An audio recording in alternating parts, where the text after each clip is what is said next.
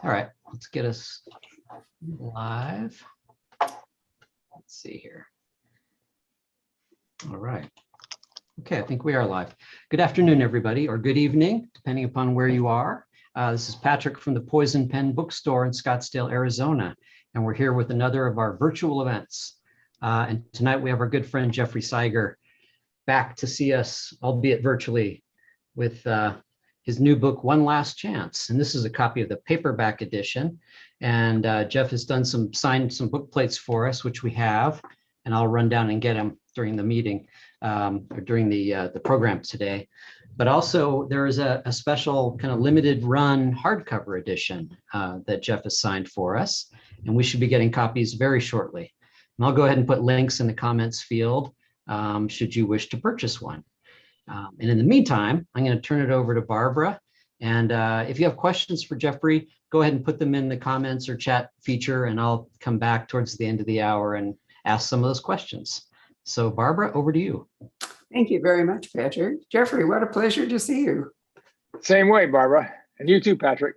Yeah. So here we are at book 11, right? 12. Oh, Lord, see? One dozen. So fast. I know, I can't, we've been together for 12 books.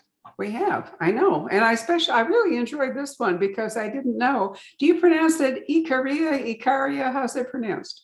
Icaria, I pronounce it. Others may say something else. Icaria is how I pronounce it. Okay. From Icarius, of course. Icarios, which reminds me of Cypriots, you know. I mean, I do like the ethnic names, but what I was thinking about, because we go all the way back to Murder in Mykonos together, Jeffrey and I, which was his first book with Chief Inspector Andreas Kaldis, is how many islands we have been on together.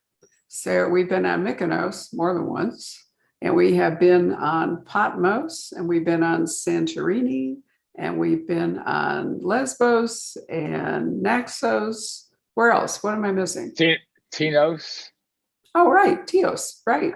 And Lesbos, which is also known as Mytilene. And now we're on Icaria. Right. No, I mentioned Lesbos because that was a really powerful book about immigrants and the funneling of them between Turkey and Greece and all of the problems that it has raised. As you know, as we know, and which is horribly back with us with the Ukrainians, what happens when war or other things disrupts society, and where do people go to be safe, and can they go anywhere to be safe, and how do people feel whose home is suddenly stretched to accommodate those people? But that's not what we're going to talk about today with One Last Chance. We're going to talk about a completely different thing. One of the interesting things about Icaria is that people live forever. Jeffrey and I actually are going to live forever here in the United States because we're working on that. But, you know, there's a very long lifespan for people who live there. And did you come to any conclusion, Jeff, about why people live so long on Icaria? Well, the general rationale makes a lot of sense to me, is that no stress. These people have no stress. It'll be done tomorrow. Don't worry, is one of the main factors. Secondly, it's a rocky, mountainous place, and you have to get there by walking generally. And the people grow their own food, and they're gardens, and they drink a lot of olive oil. They drink the red wine, and they have a lifestyle that has it so that I think it's 1 in 3 live into their 90s, and many more live to be 100 years old. In fact, they're one of the 5 blue zones in the world where people live these exceptionally long lives. Sorry about that. That must be someone telling me that my car warranty just expired. Talk about stress. Here it is. Exactly.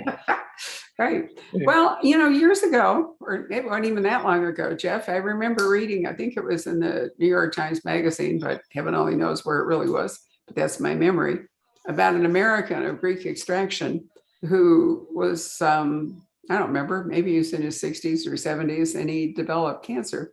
And he thought he would go home to, I think it was Icaria, he would go home to die. And so he went home. And he settled into the life there, and then he kept getting better, and he kept getting better. And many of the things you just pointed out were the reasons they think that happened to him. You know, it's funny because that's the story that was highlighted in the New York Times. That's when it led to that. And they've also had television stories in which that person is interviewed. I have a lot of friends. I've been to Mykonos several times, and I had friends from over there. And my Mykonoan friends would say to our mutual Icarian friends, the reason everyone lives so long is you're so bored with nothing else to do except live. Because that's a back and forth island humor. But it's clearly a different lifestyle. It really is. And one of my most memorable experiences was when I went over on one trip. We were free diving, and we ran into a friend, and he said, "Come with me, I will take you to dinner." So we get into his beaten up Fiat, and there's like 4 or 5 of us, and he winds his way up into the hills, way up beyond anybody's imagination. You see the sea, you see this, you can hardly see where you are. And I heard this is one of the secret villages that the secret villages that the Icarians lived in during this, I think it was the 16th century, when the pirates who were terrorizing the Aegean were particularly ruthless. I mean, they take slaves, they take women, they take booty, whatever they could. It was so bad that the people moved up into the mountains, and they lived where you couldn't see them from the sea. You couldn't see them. They lived there like that for 80 years, Barbara. 80 years they lived there. And they ended up building homes that looked like they were part of the mountain. They built them behind boulders, in caves, in ravines. Extraordinary. And so we're up there. And apparently it also served them during World War II. And when we went up to this, I had to feature this place in the book, so I talk about it. We pull up to this place. It has like a basketball-sized court, which is paved. I couldn't figure out why it was paved. There's one church, and there's a small shack. Looks like they're cooking food. It is the place where they hold the most popular panegyri, which is a celebration of a saint's day on the island. It's packed with people every August 15th. We get there. The guy we're with is a friend of that guy. He proceeds to prepare a meal for us that I never had anywhere in my life. It was unbelievable. They literally slaughtered the lamb and cooked it while we were there drinking the beer and everything. It was an amazing experience. So I have really strong, good feelings about the people in Ikaria. But again, I was there with friends who were friends of the Icarians. That's a different thing. You've made it clear that they espouse a classic Mediterranean diet. So, that right there would be the combination of exercise, lack of pollution, because there's no heavy industry. Correct. Mediterranean diet. And after a while, genetics then will kick in and help you also. Now, whether it's desirable to live to be over 100 in Ikaria is a totally different question. And in this book, in fact, people don't, because somebody, they're mysteriously dying. And the question is this natural or is this not? That was the challenge I had. I wrote this book for a purpose. This being the 12th book, I felt it was time to give Maggie, who is Chief Inspector Andreas Kaldis' his right hand, his administrative assistant, give her time in the spotlight. And so what I did is I had her going off to visit. She not to visit. Her grandmother, a 104-year-old grandmother, passed away. So she went off there for purposes of trying to be the dutiful granddaughter. And what it led to her finding out these things that you just referred to. And that was the thing I wanted to do. I really wanted to get her into it, show her beliefs, show her compassion, show the things that really made her strong. She had a deep faith in God, a deep faith in her friends and colleagues. But there was another point I had to make. I'm writing this book during COVID times. It's a contemporary mystery. I wanted to write a storyline that would not emphasize COVID, nor would it ignore COVID, but it would find a way to work into it that the core purpose of the book had it enmeshed in COVID. That was in the pandemic. That was what I was trying to do. And I couldn't quite figure out where would the right place be. And then it hit me, like the gods of writing helped me. They said, look, Jeffrey, you have an island there where these people have done nothing except learn to survive. They've survived ruthless pirate raids, ruthless exploitation. They served as a penal colony for people with political differences. They suffered the whole time, and they're literally the poorest place in the Aegean. But they lived so long. They lived so long, and it was like bang, and that's how it came together. I couldn't believe it. It came together that way. So a challenge would be, if you're going to write a murder mystery where these elderly people are dying, how long can they die before anybody decides maybe it's not natural? And then how do you determine, Jeffrey and I had a little dispute over this, which we resolved. How do you determine, in fact, whether they died naturally or somebody killed them? And if somebody killed them, why would they kill them? Well, obviously, we're not going to go all the way through because we'll ruin the book. But I do think that was an interesting technical problem for you, Jeff, in writing the book, was how can you first raise the possibility that maybe somebody has killed them? And then how do you determine that that's happened? Well, that was something that really had me thinking, as you pointed out. But it also was something that led me to ask a lot of friends things like, when did they do autopsies on the island? When did they do autopsies? And I found an answer for that, which worked with the book. It's consistent. And I said, what about people who sign death certificates? Because if the same person keeps signing the same death certificate over and over, would say, maybe raise an eye. And I got an answer for that, which also avoided that possibility. And then when it got down to the technical things of death and how would you be able to cause the murder to occur in this way, I checked with one of the leading cardiologists in the world who told me it will work that way. So I got my backdrop here so I can point to them. If something's wrong, it's their fault, not mine. Well, I'm not saying anything's wrong. It's just that this is something you really have to think through. Yes. And, and an interesting question, for example, here in Arizona and many places in the United States, all unattended deaths require an autopsy. And that's actually a reason, as we learned with my mother, that's a reason that oftentimes people end up in hospice. If you die in hospice under hospice care, there is no autopsy, because in order to go into hospice, they've already determined that you're dying. And therefore, it'd be sort of tricky, I suppose, if you had somebody in hospice and you wanted to poison them or something. You might be able to get away with it. But generally, the reasons why that would happen are precluded. People are not generally empowered to, but you can make a will, but it would be challenged if you were in hospice care and die. I mean, you're a lawyer, Jeffrey, you know this. I know this. You're a lawyer too, but we won't hold that against you. But I mean, it's really interesting questions. But the reason I mention that is, I don't know whether a career or whether there's a statute in Greece that declares that all unattended deaths require an autopsy. No, I'll tell you how it works. If a doctor, family doctor, knows the family and the person basically dies at home, he signs a death certificate and there's no autopsy. First of all, you're on an island. I mean, who's going to perform the autopsy here? They have, so that's how that works. It doesn't give away any of the plot. That's how that works. And as I said, also, the doctor could sign, he would sign it, or she would sign a death certificate and no autopsy, and that's the way it works. But they have to know the family. The doctor has to know the family for that to happen. That's what I've heard from the doctors I spoke to over in Greece, how they do it. Yeah, I mean, you can't just call a doctor, at the last minute when somebody's on their deathbed and say, come and treat him. Well, if it's a Midsummer's Murder type of plot, you could probably do that.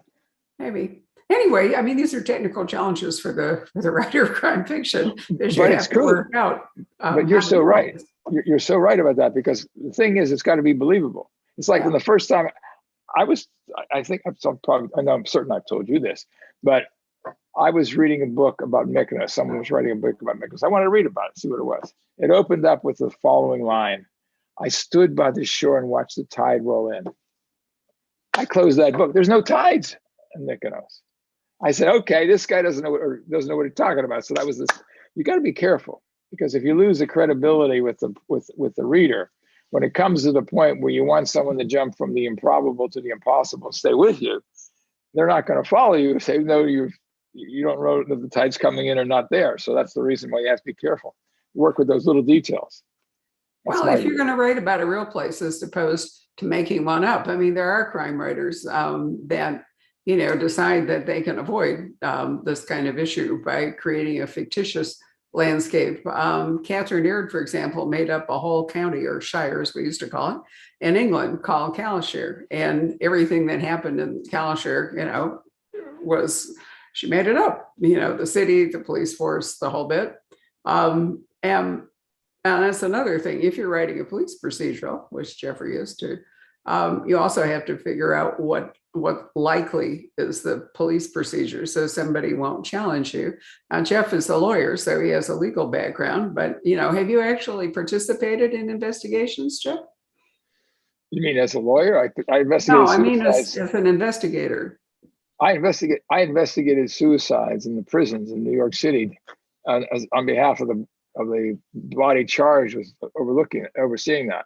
So I've been involved in investigations, in criminal investigations. But that's New York State. That's not Greece. There's it's one of the advantages I have with my friends over there is if I had a question about something, I could go speak to the person, like the former chief of police on Mykonos, had to do with some of the original deaths that happened in the murder of Mykonos, gave me the answers. I had a question when I was doing on A G in April, which is the book that you referred to about refugees, which, by the way, was picked as one of the 10 best books of the year by Library Journal. I went and spoke to the minister in charge of all that, to get his take on what things were happening over there. And he told me. And by the way, there are things in that book that are still irk me that people aren't addressing it. That place has become worse than it was even when I talked about it. Really? Yeah, it's that's another situation. That was I thought, a particularly tragic and tricky book, both things, The Energy in April. And that was one in which, previous to that, we'd had alliterative titles for the places we were, like Murder in Mykonos, Assassins in Athens, Target Delphi, whatever, The Devil in Delphi. And then when we got to Lesbos, we took a break and decided to give it a title that was more evocative of the book. And also, I think that trope was getting a little stale. It gets pretty cute after a while when you're doing that. I had more trouble coming up with a title than writing the book. Yeah, so, well, it went around and around. I do remember that. Yeah. But I think ultimately Energy in April was an excellent, it's still alliterative. We got that part said, but I think it was an excellent choice. So, one of the pleasures of reading Jeff's books is that you get to become acquainted with different parts of Greece. I mean, they can function as a travel log in part. I know they're always always recommended for armchair. I'm sorry. I had my COVID. You want some water? COVID booster yesterday, and I have to tell you, it has really knocked me out. Oh, yeah. I mean, ultimately, that's a good thing, because if I didn't feel so wretched, it wouldn't be working. But it's just my arm is sore and my throat hurt, whatever. Anyway, all worth it. Appreciate it. Thank you. But I do think that one of the reasons to read them is to go to these different parts of Greece. But a question when I started out asking about islands, what is it about the islands that seems to appeal to you more than the mainland? I mean, we've been to Athens and Sparta and Delphi. Yes. Well, I fell in love with Greece on the islands, and I became part of it. I became like part of the family. And when I first decided to give up my law practice at my own firm in New York, I decided I was going to write a book that talked about the people, the society, the politics of the island that I knew. And when I wrote it, I never expected it to kick. It ended up being, as you know, the #1 best-selling English language book in Greece. I never expected anything like that. And I said, well, this works. I'll try Athens next time, which I did, but I brought it back to Mykonos for one scene. And then we went on to Patmos, which went up to Mount Athos, which is a very holy place on the mainland. And I really found myself jockeying between the two because that's what Greeks do. But my heart was still on the islands because it's a different life there, and you have intrigues that are to come up against the fact that islanders stick together against outsiders. They may fight with each other and be jealous of each other, but they fight against outsiders. And the situation with the refugees, that was something which only took place realistically on an island, although it refers to situations on the mainland. And in Sparta, in the Mani area, I loved that. That had its own insular way. It was like an island inside the mainland. It just appeals to me. I don't know why it is. There's something about an island life, and you have the sea, and you have the different characters and different architecture. Each one has something to do with the natural environment of the place, and the people. The people have to depend upon themselves. And I just think like that. A closed community, works really well in crime fiction. I mean, it's the old Agatha Christie country house design. If you situate, your story in a place like Ikaria, it's bounded. There's not, there's a border around it within which the action takes place. And if you're going to write a murder mystery with suspects and so forth, that works better than if you have something wide open. I've been to all of the islands Jeff has written about, except for Lesbos and Naxos and Ikaria. And I can say that, from my own experience, that, how well he evokes them. Patmos, I think, is amazing. Mykonos, I'll never forget the bougainvillea. I mean, we have bougainvillea here. It's gorgeous outside right now because we've had rain and it's warm. But I mean, in Mykonos, bougainvillea is actually like the roof over many cafes. I mean, it's just absolutely gorgeous. And then you go to Delos, which is not far off the coast of Mykonos. The ruins there, I mean, I think I told you this, Jeff, it was like 120 the day we went to Delos, and you're surrounded by marble. You're walking on marble. It's all marble around you. It's like stepping into a gigantic broiler. And I thought, how do people live there? And that's true in Dubrovnik as well. A number of these Aegean cities, the paving is marble, the buildings are marble, and the whole bit. And I have to ask myself, if the climate was cooler, if climate they had a lake, they had a lake over there in Mykonos, on Delos. They had a lake there. It was built up as a completely different thing, and they had all sorts of like primitive air conditioning concepts. I understand. I wasn't there, but you're saying it was devastated in like 70 BCE because they backed the wrong ruler. So bang, they got knocked down. And it wasn't until the 1800s when the French came in and started to do some excavation that they started to rebuild it, and they built it up a little bit, but much of it has to be in your imagination as to how it is. But it's a unusual place. You really feel the history when you walk through there. And it's a holy place too. But it's hot. There are lots of. Sorry. It's hot. The 3 instructions are sturdy shoes, water, and a hat. Whenever you go over there, but a portable air conditioner might help some people. But wasn't Delos a pilgrim site of some sort? There was some holy thing connected with Delos. Well, yeah. Well, it was considered the birthplace of Adonis and Artemis, and it was also the place. You may have heard the Delosian League, which was in combat. It ended up being in perspective with Athens, and people went there. There was like 30,000 people living there once. It was huge markets, slave markets, which why people didn't like living in Ikaria, because they come there, grab the people, and sell them in the slave market. But so you had temples to all the different gods, Greek gods, Egyptian gods, Isis, of course, all these different places and different. I can't remember all the sites there. Stadiums for Olympic type games. There was a synagogue. It was over the slave quarters, but there were so many things there that it was the focus of the Aegean. In fact, they call the islands where Mykonos and Santorini and Milos and all these places are. They call them the Cycladic Islands. Cycladic is like a circle, and what's in the middle of the circle? Delos. Right.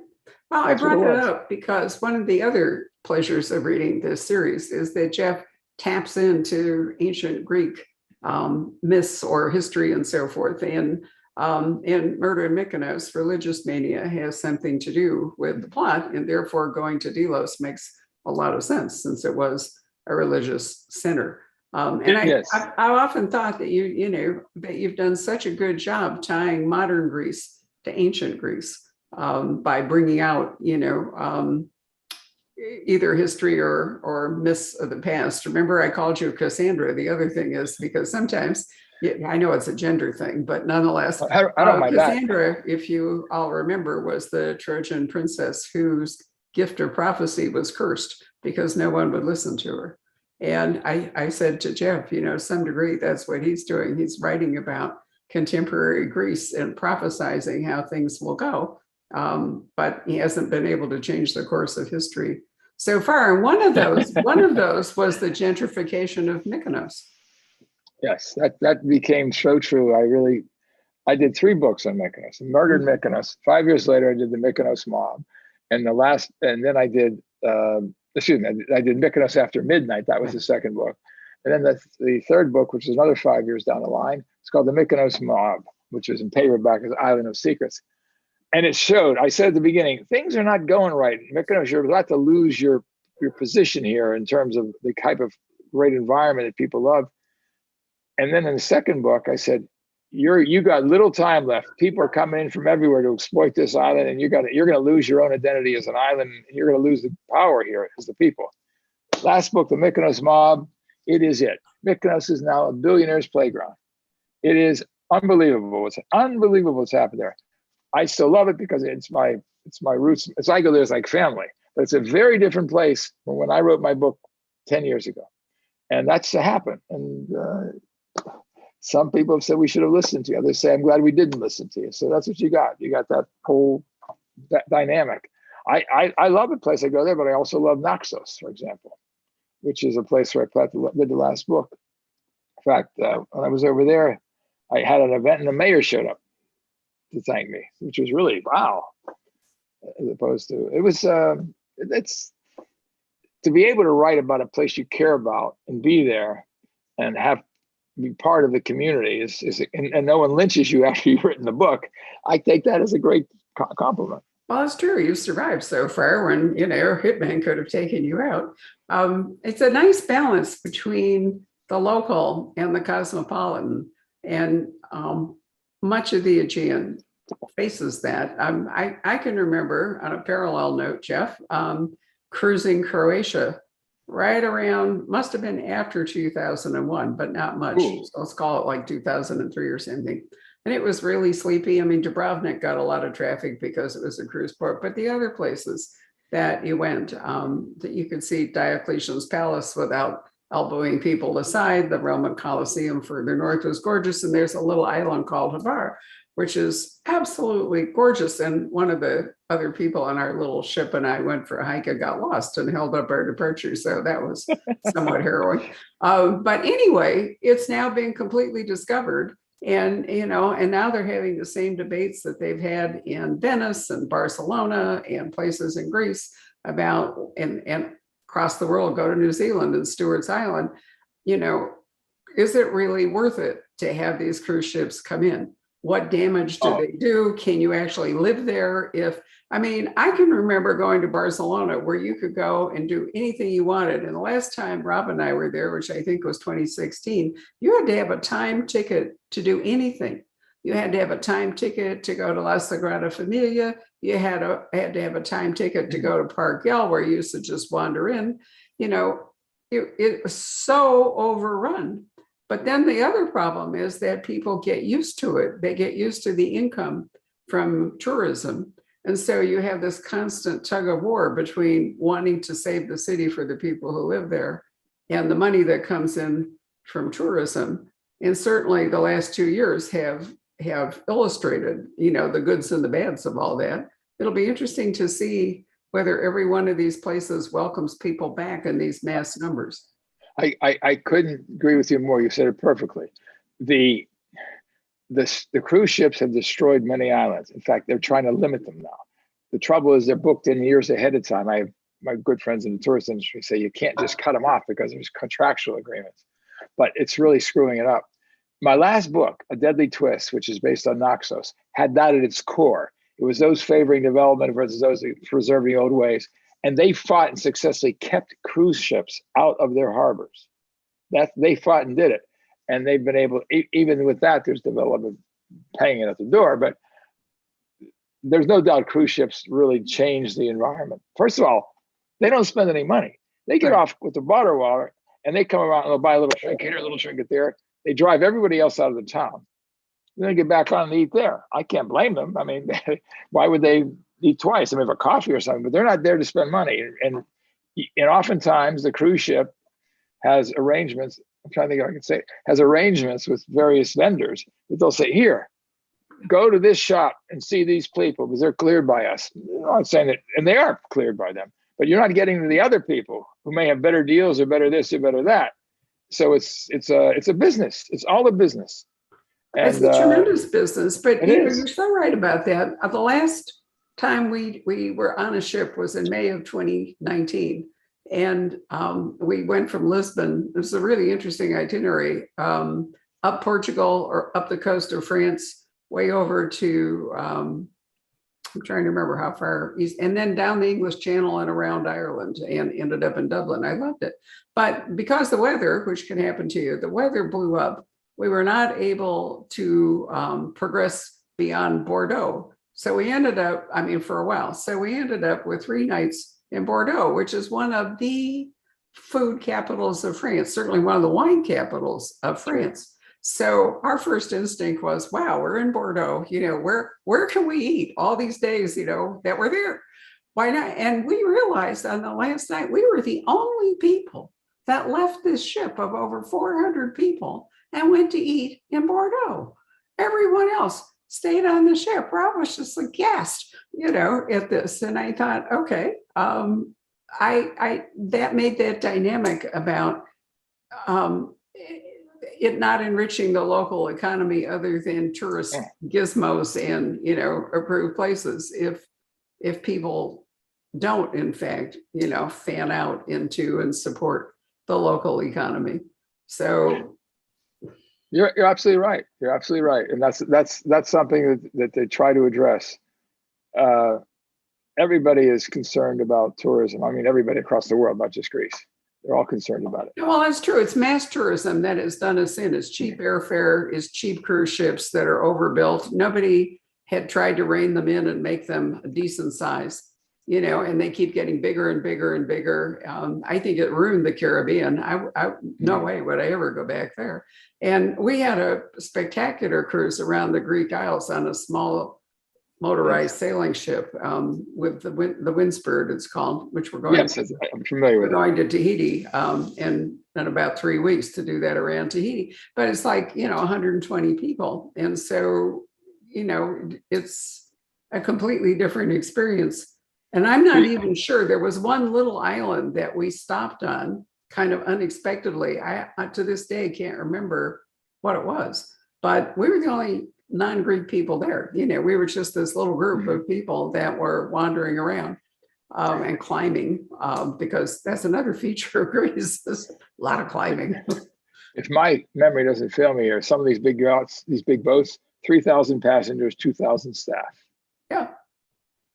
They descend on a town.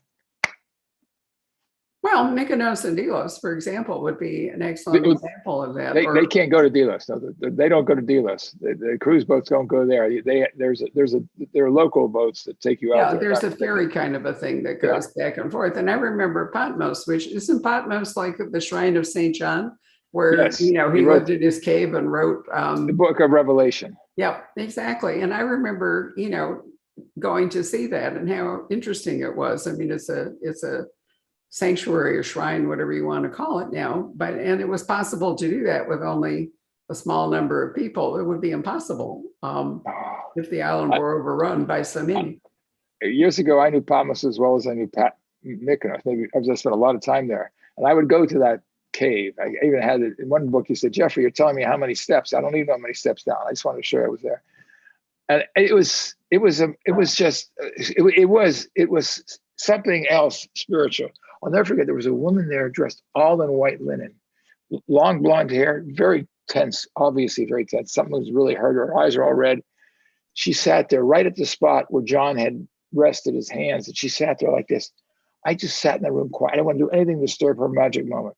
Now they'd be saying, "Hey, honey, what's wrong with you? You want a beer?" I mean, it's changed so much. It's changed so much.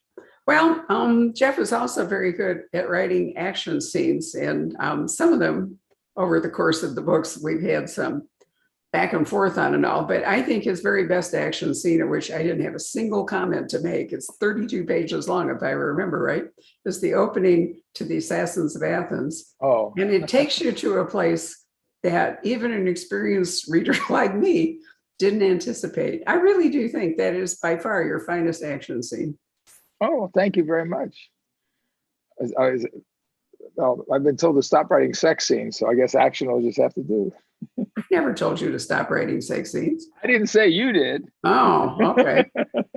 Well, I think that Andreas has been very fortunate in his marriage. He's married a wealthy Greek woman. He has a privileged apartment overlooking the ruins of the National Gardens, and so forth. It's next to the presidential palace, overlooking the gardens, the National Gardens. Yeah, I mean, and he's when we first met him, he was on duty in Mykonos, but then he's transferred to Athens, and then he kind of goes around and sends. And there's as often happens in books like this, there's a group of officers, investigator. Maggie is certainly one. Then Maggie has a relationship with another terrific character. Tell us about him.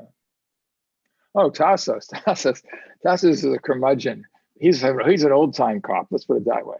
He could have retired, but he doesn't want to retire, and all of his superiors are afraid to force him to retire because he knows where their bodies are buried. So everybody's afraid of him. He has connections all over Greece, and as a matter of fact, Andreas met him, and during the investigation, the first book, Murder in Mykonos, and they had a falling out at one point, but they in the second book got back together and worked that out. But I really love the characters. Each one has its own fan club, it seems, because you got Tassos, you've got Maggie, and then you've got Yanni Kouros, who is the assistant, a younger assistant to Andreas. And every once in a while, there's another character that comes into it. But they're a cadre that they really stick together, and I have to give them all time in the books, I've found, because if you don't, people say, why didn't you mention so and so this book? So that's what happens. But they grow in life. They grow in life. Well, that's what happens. Yeah, that's what happens in a series is that, oh, there goes my internet connection being unstable. I hate that. I thought you were just staring at me. You develop an ensemble cast, and then people, as you say, now time of day, I think for whatever reason, the sun is too hot coming in this window. And in fact, the wiring for the Wi-Fi is right outside there, and it does this weird thing. Oh. What can I say? But anyway, I do think that is a serious issue when you are writing a long-term series is the ensemble cast development, which people love. And then do you give them all time? And as it grows, then you splinter things up, or do you take turns? And so, as Jeff pointed out in this new book, One Last Chance, Maggie, who has been instrumental in running the unit, taking care of everybody, romancing Tassos the whole bit. She gets her book, and Yanni had his own book a while back, which I thought was a wonderful book too. So I like the way you bring in, not just these characters and their roles as police, but also their family backgrounds and their loyalties. I appreciate that. I think it's important because it's in fact, I noticed this time I was looking at some reviews, not the reviews from the big group. This book did get a star review from Booklist. It was the reviews on Goodreads, and virtually everybody said they feel like they're coming back home again. They're part of the family. And even, by the way, even Publishers Weekly and Booklist said it's like a family with old friends. It's really exists. It's that way now, and I have to keep that in my mind. That this is a situation where you have family, and everyone feels that way about it, and I'm happy with that. I mean, if you're being compared to Louise Penny, that's not bad. No, not at all. Although she has a more limited landscape community. Yeah. Three Pines is way smaller. Yes. Well, Yes. maybe Ikaria is, similar. But the good thing is that you've got so many different places to write about in Greece. You'll never actually run out of different locations, different myths, different histories, different family connections, as long as you remain interested in doing it. The pandemic, I know that you for years have spent the summer, several months a year in Mykonos. How did you feel not being able to do that at least one year? I didn't like it. I've been doing it 35 years, and the year before was the first year I didn't get over there. Last year I was able to get over there for 6 weeks, but to be frank, when we were there, friends of ours who had serious businesses in the town of Mykonos told us, don't come into town. Don't come into town. It's crazy, because people were not wearing masks. People were this, people were that. And everyone was frightened. Are we doing this right or wrong? So I didn't do that. Now things are different. There's a high vaccination rate. People are now doing what they're supposed to be doing. So it's a different feeling. So when we go back, we will participate in those activities. So it was strange. It was definitely strange. There's places I used to go and I was part of, I couldn't do it, which was the same thing as here in New York, by the way. I mean, I went through the pandemic here in New York, which was like ground zero for COVID. I know. I had to come up to New York, and it was very strange. I got myself a ticket to. I never go to New York without going to the Metropolitan Museum of Art. It's kind of like my spiritual home. And I got a ticket, and I hiked over. I was staying in a friend's apartment, penthouse actually, over in 88th and East End Avenue. And so I walked over to the Met, and it was the weirdest experience. Most of the exhibits were all fenced off. You were largely confined to the hallways. You could kind of peek in. There was, no food service, no, everybody masked, nobody talking. Some of the restrooms closed off and all, and it was like a ghost town. It really was a bizarre experience. Barbara and I, my wife Barbara, and I don't want to get a sort of message going on the internet, like what I'm about to say. We spent like a year and a half isolated at our farm, with some trips into New York for other reasons. And even out there, it was hitting. I mean, it was New Jersey, which was also part of the epicenter. It was really something. So essentially, by the way, Barbara and I got married, went to New York, and were locked together for a year and a half. We're still married, so I guess it worked. It did. And in fact, you got married right here in Paradise Valley. Rob and I attended your beautiful wedding at the Hermosa Inn, which was gorgeous. Yeah, it was. Thank you for that. Coming there. Well, thank you for inviting us. It was absolutely wonderful. Anyway, the good news is there are many other places that Jeff can write about. Maybe he'll run out of islands and be forced to spend more time on the mainland, but that's not going to be a big handicap. But it is a wonderful series. And Jeff, you wrote at least one story, I think, rather than a novel about different character, didn't you? For a collection called Sunshine. Oh, Sunshine Noir. What I did is I wrote a story. That when it was about one of the characters who I really loved was in Devil of Delphi, Karam, if you remember. He was a great character. I just picked up on what he did after the book was over. I did a short story on what he did. And in fact, I worked him back in again to another. I worked him back into another book. It was a G in April, as a matter of fact. I really was toying with doing, which would be fun, although I'm not sure how I'd get it to happen, is bring all the bad guys back in one book, sort of like Captain Marvel's return. You can't bring them all back. Some of them are dead. Well, look, if it worked for Sherlock Holmes, I mean, I know, but I don't know. No, I don't. The dead ones would be a hard time bringing back. Although every time I leave something that you could have excused them, but bring them all back and just let them all play together. And they're all going to go after Putin. Oh, that'll cost me. Anyway, that's an excellent idea. I really like that. Maybe the only solution is, in fact, to send a ghost assassin. What a good idea. So on that note, may I ask, I know I have something here to look at that is not in this series, but are you working on book 13? Yes, I am. and I'm trying to decide how I'm going to go with it because I have many different ideas. I'm very interested.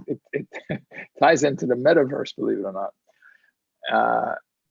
But here's the thing. I wonder. I actually opened this book in New York City. Okay. And it ties into his family, his sister, his daughter comes to go to school here.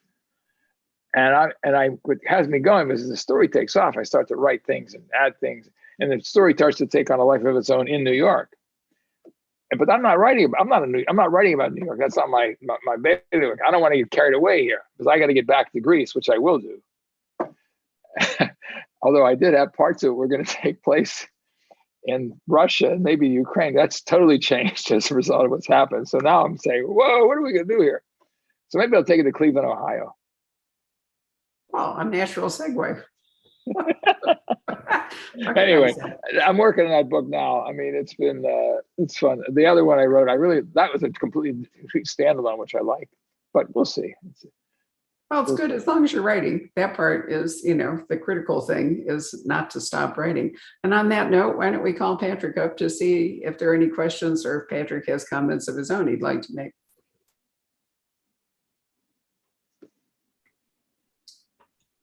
Uh-oh, here come the tough questions. Hey, let's see. Well, I have a couple of interesting comments. Our friend Stepan Vlahovic, good customer and friend of the store, he says, this is going back to what you were talking about earlier about the cruise industry and so forth. He says, my experience of Dubrovnik in Croatia, my home away from home, is similar to what you describe about Mykonos. Billionaires are a scourge. Cruise ships have had a terrible impact on Dubrovnik too. It turned to them as a way to recover from the war in Croatia in the early 1990s when tourism was destroyed. He says, I began going regularly to Croatia in 1985 and have watched this change.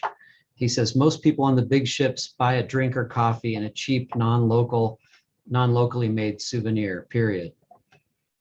I agree 100% with him. Very well said. Yeah. Exactly right. And it's the universal experience. Wow. Yeah, it is. He says, I've enjoyed every one of Siger's books. I have a lifelong Greek friend, and I mentioned my regard for his work to her, and her response was, he nails Greece. Oh, wow. Let's keep coming, Patrick. Forget about Barbara. You keep talking. That's a great comment from a local. Yeah. That's great. I'm blessed with that. It's been a very rewarding. I mean, this does not sound like a swan song. It's been a very rewarding career choice. When I decided to walk away from being a named partner of my own New York City law firm for the vagaries of being a writer, I didn't have a second thought about it. And I'm happy I did it because it turned out to be the most rewarding thing I could have done in my life. That's how I feel about it. And you got me. I mean, what more could you want? That's exactly right. I forgot. Oh my God, I've got to send you flowers. He has two Barbaras in his life. And I will just say that for a long time, I was known as B1. And then he met this lovely woman whom I absolutely adore.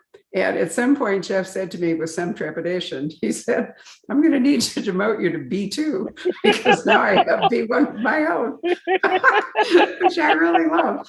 Which one's tougher, Jeff? I can't hear you. I can't hear you. Is there a good Barbara, bad Barbara? No. It's a bad Jeffrey. Bad Jeffrey is what it always is on both sides there. No, they're both wonderful people. I want to talk about crews. My crew. You, Patrick, and Barbara, your crew is fantastic. The crew at your bookstore is amazing. It really is. Well, I go everywhere. I'm not going to just say others are not great, but I'm saying the interaction among your crew is just fantastic. It really is. That's very kind of you. Thank you. We're actually doing a series. Patrick did it on Friday. Two authors that I really admire, Jane Ann Krentz and J.T. Ellison, came up with the idea of interviewing the staff one by one, and they're calling it Behind the Pen. So far they've talked to, what is it, Patrick? 5 of us or 4? I think just 4. And they have two teed up. They're going to be talking to PK and to Larry. And I've held off listening to the ones, other than me, because in part, I want everybody to feel entirely free to say what they want without fear of, retribution or anything. From you, I think at the end, it'd be really interesting to put it together, the whole series, and see how everybody regards, their version of the store, because each of you, don't you think, Patrick, each of you has your own vision of what the poison pen actually is. Sure. Yeah. Yeah. That's what makes it successful. Each one contributes their own thoughts. And you come Yeah. up with, you distill it down to something that's going to work. Yeah, and it keeps expanding in interesting ways, we according to the interests of the staff. We started out with a fairly narrow focus, largely because only an idiot would have tried to compete with Barnes and Noble back in its heyday in 1989 by having a general bookstore. So we had a very specific focus, but now it's really fun. We, we go wherever the staff takes us. It's taking it in great ways, in great places too. I mean, I can't think of any, there's some of the big chains. I can't think of any bookstore that has the depth of interviews that you have. I can't think of any. Well, everybody has their own. One of our employees has his own program he's running himself. It comes as a complete surprise to me and Patrick some of the time. Once we taught him how to do Zoom, he's just off. I love it. He schedules his own authors. He does all this great stuff. The only requirement I had was he couldn't do it when there was a likelihood that one of us would have booked something. So he mostly does it on Sunday mornings. And it's really been fabulous, hasn't it, Patrick? Yeah, he does a great job. He really That's great. That's great. It's when people when I was as a lawyer, I had people working for me, and I never minded it when they moved on and did something else. I always, they're not going to stay in one place for the rest of their lives to suit me. I always liked it and wished them well. And it was surprising. It always come back to help you. You're good to people, they're good to you. That's what I've always felt. Anything else, Patrick? Jeff, do you speak much Greek? Have you picked up? When I speak Greek, people switch to English to save their mother tongue. Let's just put it that way. I understand, but it's funny. Barbara speaks B1, speaks it fluently, and so she'll speak to me and she'll just roll her head. She'll say, "God, God, God," whatever. It's my.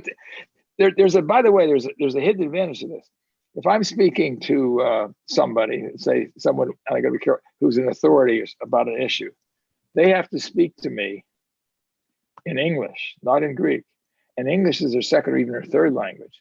So they use words that aren't exactly the words that they would otherwise use in Greek. They say, "We stole that," or if you get my drift. So they use a different word than what they would use if they were speaking in Greek. And it gives me a whole different perspective on what's going on. It's very hard to take the New Yorker. It's very hard to take the New Yorker out of New York and give him another language. There's something about a whole New York speech thing that is very tough to overcome. But there's a reason. No, my parents always spoke when they didn't want us to understand. My two brothers, they would always speak in a foreign language. They didn't want us to hear. So we literally became attuned to the fact that when someone speaks a foreign language, you don't listen. And my brother Ken, who was 800s on everything in his college boards, my brother Alan, who's very, you met Alan. We can't speak a bit of always trouble trying to speak a foreign language because it's like we're not supposed to listen because it was ingrained in us when the parents would, and I've said that to some people. In fact, I said it once in a meeting, and they said, my parents did the same thing. I'm still angry at them. It's surprising how your mind works. Anything else, Patrick? Yeah, Lorena, what? Is there much of a Greek crime fiction scene over there that maybe books that aren't being translated that you know of? It's picking up. Yeah, there are some new writers over there that are getting involved in it. I was writing a column for the largest English language magazine over there. It was called the Coronavirus. The Coronavirus Chronicles, really appealing title. And part of that was got into that. And others reached out to me, and there are more. And in course of reading through their issues, there are more crime writers coming out. They're all trying to write the crime, whether or not they're translated. I can't say, some are, but it's an emerging scene.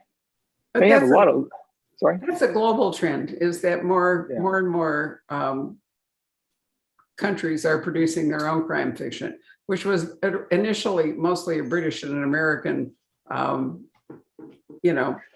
community, whatever you want to call it. But now, you've been to Iceland Noir. You know that Iceland has, the Japanese for years imported American crime fiction. Now they write some killer stuff of their own, and it's translated into English. So we're seeing a much more international community of crime fiction. And that's been one of the real great things about Zoom, is that we've had, Patrick and I and others have had a chance to talk to writers about, in their own countries, writers who probably never would have come to Scottsdale about their work, and it's been wonderful. When I go to Iceland, I'm often the only American there. Everyone else is from someplace else, and it's just amazing. They're young. They're all really working at creating this. I find it refreshing. And I mean, as you know, I was involved with BulcherCon for many years as its chairman, and I just find that there's such an expansive feeling here among people who are in Europe. They want to come to the U.S. to market their work. They want to go to the festivals, and they're now getting the people coming to them to have them through Zoom and do that sort of thing, help them promote their festivals. It's a great time. It's a great time for mystery. I think it is, at least. Yeah, but genre fiction always has highs and lows, and it's a generational thing. It's like a 20-year cycle where mystery goes up and science fiction goes down, romance stays constant, and then it kind of goes down into a trough, and then something else rises. You can see it if you really go back and look over the last 150 years. You can actually see these kinds of waves and troughs. Where's it headed now? For example, I think mystery is doing okay. I think it's probably going to peak before too long, just because it's been on an upsurge for so long. But then, what do you call the emerging Gothic trend? Do you really call it mystery? Is that just a different way of writing these kinds of stories? I don't know. It's really kind of fun to watch. Patrick has his finger on the pulse of the darker side, and I tend to have my finger on the pulse of the international and whatever side. And Patrick, what do you think is happening now? So up or down? Well, it's interesting because I think a whole new generation discovers the classics of the crime genre, and gets kind of turned on to it. At least I hope new audience will find their way to it. I think that I've often thought that kind of the younger crowd who likes who gravitate towards the Kerouacs and the Bukowskis and the Chuck Palahniuks, I think they would really love a lot of the classic American hard-boiled stuff if it was just suggested to them. Mm-hmm. I think it would be a natural thing for that audience to grab onto, but so far it's not really happening that much. We'll see. There's a lot of young adult fiction that in fact we're doing a panel. We aren't, Patrick and I, it's the other Patrick King is doing a panel Wednesday night with 5 authors of young adult mystery and thrillers, some of whom are written in other genres. And I think that's encouraging, that we're developing a new audience. But there are studies that show that teenagers actually do read more than we want to give them credit for. But then they go to college and they get married and they start careers. And then there's this kind of like 20-year gap when they're just too busy to do recreational reading. And then we see them in their 40s, with enough time and whatever to start coming back. So I think people are unduly gloomy about people not reading. They're looking at that gap where people actually aren't reading because they're too busy doing other things. But You're absolutely right. Teen literature we're seeing is just burgeoning at the store. My daughter who's 9, she reads a book. She'll read a book at night. She'll read it. They're age appropriate. She just gets new books. I gave her 15 books. She said, "I'll read them this week." They were Beverly Cleary. Like the Harry Potter crowd is now in their 20s and 30s. That's right. And they're the reason sticking with it. And the reason, by the way, you're right that people stop reading. I remember as a lawyer, I used to read 2 or 3. I had 2 or 3 books going at one time. I got so busy reading as a lawyer. Last thing I wanted to do was read a book. I mean, I still read, but you couldn't because I'm reading prodigious numbers of other things and having to write about them. Then you finally take a breath and you say, hey, now I can read again. And it is around that age, as you say. You come back to that. And I wonder as I if say, the pod. I'm sorry, Patrick, what? I was just going to say, I wonder if, the whole podcast thing is ultimately going to be very good for reading because people are listening to audiobooks much more than they ever were. But also I wonder if the podcast will kind of direct people back to books in some way. I hope. Well, the podcast is basically the oral tradition, reincarnate. Yeah. All the true crime podcasts in particular, hopefully those will direct people to true crime books as well. Yeah, there's a lot. There's a lot happening in this world, and I think people are looking to find a way to nurture themselves and to nestle. And grabbing a book is one way to do it. Better than drugs. Better than alcohol and drugs goes. You stay keen, whatever it is. I recommend Wordle for people who feel like their vocabulary is slipping. You can drive yourself crazy playing it, but nonetheless, it's a really good thing to do. I got enough distractions to have to worry about that. I refuse even to attempt it because that'll be another time suck. It's but I know what you're saying. Everybody around me is doing it. I'm getting, if I get one more green and yellow thing with a number, I'm going to scream. There we are. Well, thank you, Jeff. It's been great. Patrick, am I cutting anybody off or should we say let's see. I don't think so. Nope. Great. Thank you very much. Did you retrieve a book plate in the paperback? Retrieved a pack of book plates. Excellent. And paperback. I don't know if you can see that. There it is. And so hardcover will be there soon. You can buy it as a $15.95 paperback, or we're going to get the, as Patrick said, limited edition hardcover in probably be on Wednesday. And I know many of you have bought all of Jeff's books from us, autographed copies, and so you'd be pleased to know that you can continue. I like the design they're doing, by the way. I think that's really nice. A lot of people like that cover. I do too. Yeah. That is a town, obviously, in Korea. Right. Well, thank you, Jeff. It's always a pleasure to see you. Give my love to B1. Likewise, and, Rob. Thank you all for joining us this afternoon. It's really been a pleasure to spend time